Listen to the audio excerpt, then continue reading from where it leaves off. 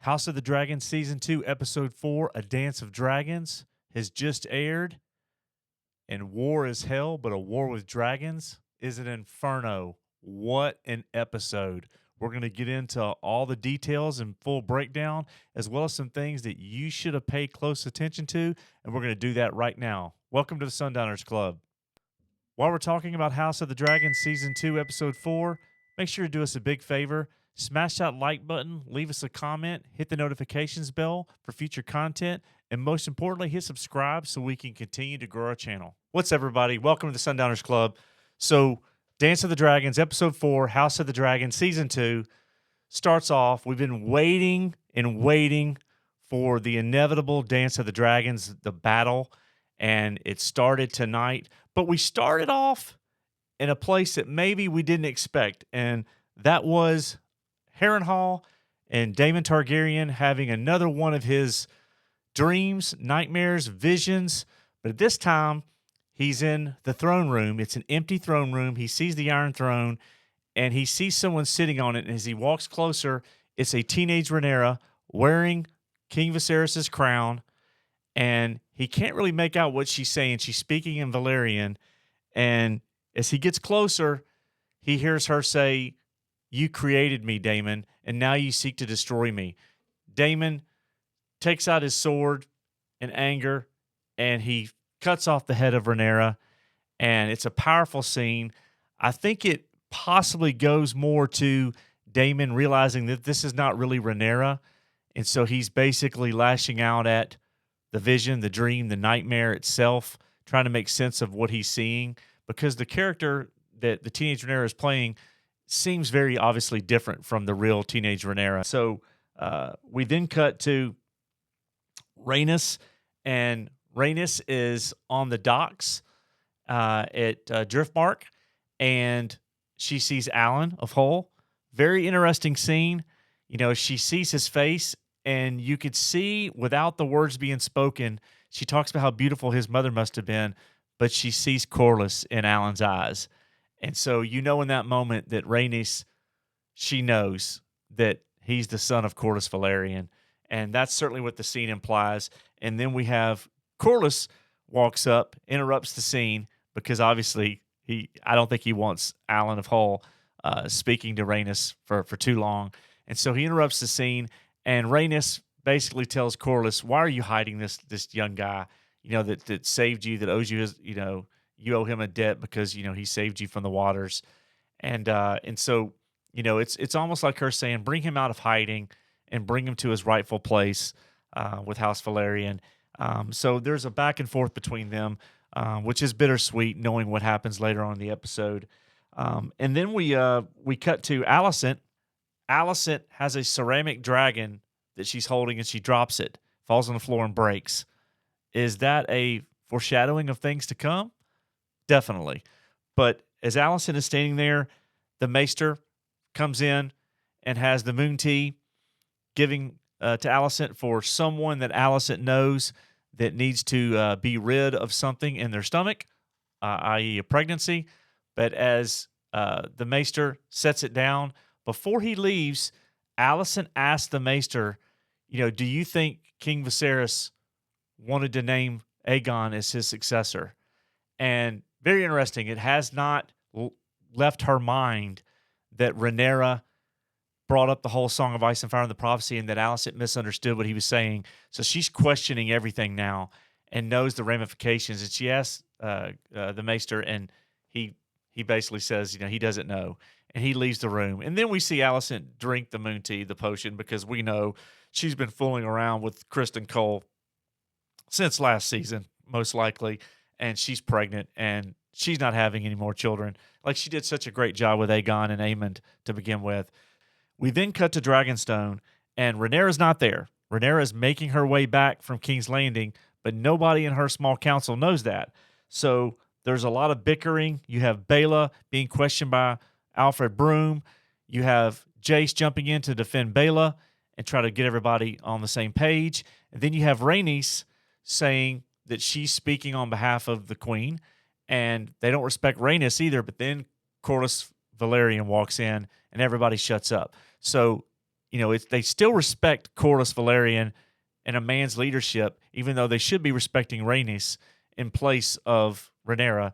Rhaenys, after all, is the queen who never was. So, very interesting scene as it lays out, the respect of Corlys Valerian as a man versus Rhaenys, and maybe even Rhaenyra with her small council. So, they're trying to position what they're going to do in Rhaenyra's absence. And so we then cut to the Crown Lands, and Sir Criston Cole has been on the march. He's won several smaller battles. He's defeating house after house and bringing some over to King Aegon's side, and he is at Duskendale, and they have taken Duskendale, and he's got Lord Darkland, and he says anybody who won't come over to Aegon's side will be put to the sword right here and now. He tells them that if you don't come over to Aegon's side, you will suffer the death by sword, and Lord Darkland will not acquiesce. He stays loyal to Rhaenyra.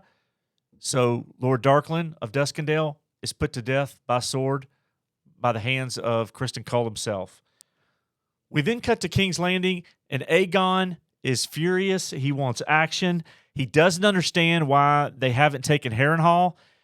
Then he finds out that Aemond has gone behind his back to strategically plan with Sir Criston Cole, and they were planning on taking Rook's Rest. So they're taking all these different castles throughout the Riverlands and the Crown Lands to try to strengthen their power while Rhaenyra is taking no action. And so Aegon is very frustrated by this, and then Aemond starts speaking to him in Valyrian, and as he speaks, dressing down King Aegon, Aegon mumbles through Valyrian. He struggles with it, doesn't really get all his words right. But then you start to see it probably was not a smart move to be making fun of Aemond. In the prior episode when they're at the brothel, Aemond doesn't forget anything. He registers it. He saves it for another day. And so at this point, he's taking control strategically over the Council of War, basically. And Sir Criston Cole and Aemond are on the march, and they're not going to Harrenhal. They're going to leave that dilapidated castle to Daemon Targaryen, and they're going to go take all the other banners and houses throughout the Riverlands and the Crown Lands, and they're going to put a chokehold around Dragonstone. That's the goal. We come back to King's Landing, and Aegon is fed up. He wants action, and he goes back to his chambers, and his mother, the Dowager Queen Alicent, is going through a bookshelf. She can't find any of King Viserys' books. She asks Aegon what he's doing with them or what he's done. He hasn't burned them, but he just had them removed. So the question now is, we now know she's reading about the histories. She's looking for Viserys' books. What is Alicent doing? What I believe she's doing is she's trying to find some reference to the Song of Ice and Fire and Aegon's dream. So she's looking, and will she find something? We don't know. As a viewer, we do know that some form of that prophecy is on the cat's paw dagger, the knife. But Alicent doesn't know that yet, so she's looking for documentation. At least that's what I believe she's doing. We now go to Dragonstone, and Rhaenyra has returned, and she wanted to make sure that she had exhausted all methods for peace. She knows that that's been done, so now she's ready to go to war, and they tell her that Cole's army is assembling around Rook's Rest. It surprises her a little bit. She doesn't really understand the move, but she's going to take action. And then Jace says, I'll go. She won't let Jace go. She says, I need to go. Rhaenys steps in and says, no, I'm going to go. I'll bring Meleys, the biggest dragon. So Rhaenys commits to going to Rook's Rest. The battle's going to begin. And before they go, you start to see the music start. So you have Aegon going to Sunfire. He's got his battle armor on. The music starts. You have Rhaenys going to Mount Meleys, and this music starts to build. But while that's happening, Rhaenyra is speaking to Jace, and she tells him about Aegon's dream, the Song of Ice and Fire. And that this battle, this war, cannot be just for a crown. It has to be to protect and unite the realm. That's why Rhaenyra is doing what she's doing. She tells it to Jace. We don't see all the intricacies of the prophecy, spoken to Jace, but we now know Jace is the heir to Dragonstone, the Prince of Dragonstone, heir to the Iron Throne. He now knows the prophecy is told to him by his mother. So we then cut to as the music starts and we see the battle as they're assembling their troops. We see arrows starting to fly overhead, and Rhaenys is the first to arrive on Meleys. As Meleys lights them up with fire, it's reminiscent of Drogon in the Spoils of War with the loot train in Game of Thrones. And as Meleys is lighting up the soldiers with fire, we see Kristen Cole, who has a plan. He has the horns being sounded, and farther out in the forest, you have Vhagar, who's resting, and there's Aemon One-Eye as part of Cole's plan. But before Aemon can get Vhagar up into the air, he sees something flying overhead. It's Aegon, his brother, on Sunfire. He says the words in Valyrian, idiot, and he tells Vhagar to wait. So Aegon approaches Meleys. Meleys is too big and too strong, and Meleys whips around and rips into Sunfire, under the chest of Sunfire, and looks like it could be a fatal wound, but it's certainly a major wound. And Aegon is fighting and holding on, and looks like Aegon's going to go down. But as that happens, you start to see the soldiers looking up, and here comes Vhagar. And it stops Kristen Cole in his tracks because he was advancing to try to protect the king. He gives a short speech trying to advance the troops to protect Aegon, which I don't know how he's going to be able to protect Aegon when the battle is going on in the air, but he's trying to advance the troops. But then he sees Vhagar, and he waits. So as Vhagar is approaching, we see him utter the words Dracarys, and Aegon, his brother, thinks that he's being saved by Vhagar. But then he realizes Vhagar's opened his mouth, and he lights up Sunfire and Aegon with the fire. Meleys escapes through that. It's not quite clear if Aemon One-Eye was attempting to burn his brother Aegon and Meleys, or just Aegon, but he gets Aegon. Aegon takes the brunt of it, and Aegon goes down off in the distance in the woods, crashes into the trees, thought to be dead. Dragon thought to be dead. Aegon thought to be dead. And then Meleys is loose and escaped at this point, and Rhaenys, she can get away. She knows that it's probably likely that the king is dead. Aemon One-Eye is still alive, though, and she knows that as long as Aemon's alive, there's still going to be war, and people are going to suffer. And so, unlike what she did at the coronation when she left the scene and came to Rhaenyra, you see the look in her face. Her dragon is wounded. It's been burnt. But she basically has a battle cry. She turns back around and she faces down Vhagar and latches into Vhagar, tears into Vhagar as well. And as this fight ensues, they break away, and she's looking for Vhagar, and she loops back around at that point. She thought Vhagar had hit the ground. Vhagar had slowly descended, smashed into some troops, knocked out Kristen Cole, and all these troops are getting burned and crushed. But Vhagar made it off the ground, and Meleys looks down. There's no Vhagar. So she turns around, and she heads back towards Rook's Rest, the castle. And as she gets right to the castle, right behind the castle is Vhagar. Vhagar swoops up, bites into Meleys' neck. It looks like after a few seconds that Meleys is dead in the air. It certainly looked like the dragon was dead. And as he's biting, looks like he's about to bite the head off Meleys. The dragon falls, and you see Rhaenys falling to her death. Her dragon's dead. Meleys crashes into the wall of the castle Rook's Rest.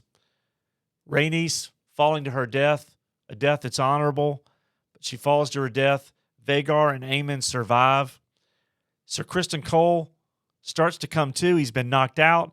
He hears that Gawain Hightower and his men have breached the walls to take Rook's Rest. And at this point, they go to try to find the king. Sir Kristen Cole is up now, and he goes to try to find Aegon. And as he gets to the middle of the wooded area where the fire is, he sees Sunfire, looks to be mortally wounded, but badly wounded. And they see the cat's paw dagger, which is still hot, burning. You could see the inscription on it with Aegon's dream, Aegon's prophecy. The only person that can interpret that is Aemond.